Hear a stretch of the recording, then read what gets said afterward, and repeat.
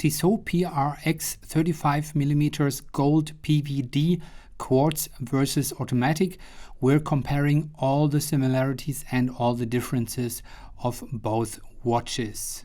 Both look quite amazing on the wrist and you can barely see any difference, but we are going to look at the dials in detail and try to find all the differences between those two watches.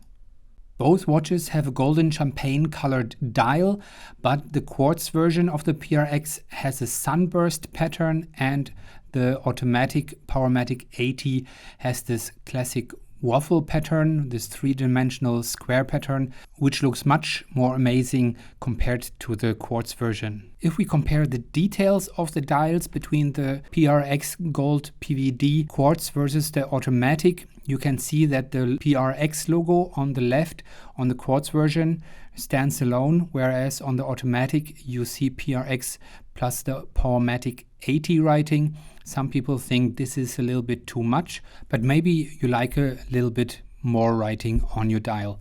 Another difference between the 35mm Quartz versus the automatic is the date field. As you can see, the date field on the Quartz is more flat and more simple, and the date window on the automatic Powermatic 80 has a border and looks a little bit more three-dimensional, but it also cuts off the 3 o'clock hour marker. If we compare the thickness of the PRX Quartz versus the Powermatic in 35mm, there's a quite big difference. The Quartz version has a thickness of 9.6mm and the Powermatic 80 has a thickness of 10.9mm, so there's a quite noticeable difference. The automatic watch, of course, is thicker because it needs more space for the movement. Of course, there's also a big difference in the price between the Quartz and the automatic Gold PVD Tissot PRX watch. The Quartz watch costs around $500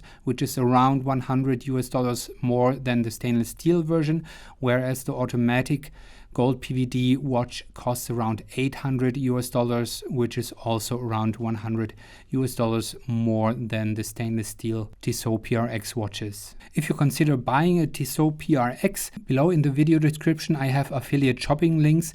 If you use my link, you don't have any downside, but I get a small commission and can make more of these comparison videos.